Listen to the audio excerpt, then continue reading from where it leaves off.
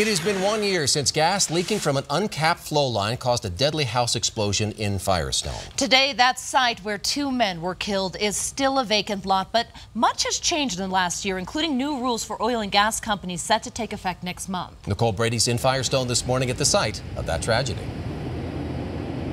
And a year later, it's still very evident what happened here. You can see still that house next door charred in the explosion that happened 1 year ago today. The site where it actually happened, as you said, a vacant lot with markers where a home once stood. But the hope is that something positive will come and has come from this tragedy. Mark Martinez and his brother-in-law, Joe Irwin, were both killed in that blast a year ago today. The family has requested privacy, and we've respected that, but family and friends did recently speak when 2 fields at a ballpark in Firestone were dedicated to the brothers-in-law. They talked about the painful lessons learned from the tragedy.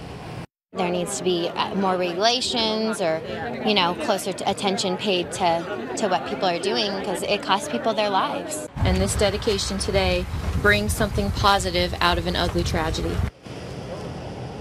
And that last voice you heard there was Erin Martinez, the wife of Mark Martinez, and her brother, Joey Irwin. Of course, they were killed. She was badly injured, but things have changed, especially when it comes to rules that oil and gas companies have to follow. Starting May 1st, new regulations will require companies to regularly test underground flow lines like the one that caused this explosion here to make sure they're not leaking any gas. They'll also have to provide information about the location of those flow lines and revamp and update an 811 call before you dig number. So a lot more information will be provided to the public, hopefully, as we come out of this a year later. Now, the next thing that we're waiting for, a big thing, is the federal investigation into the tragedy. The NTSB still working on that. That could take another 6 months before we get those results. Reporting live in Firestone this morning, Nicole Brady, Denver 7.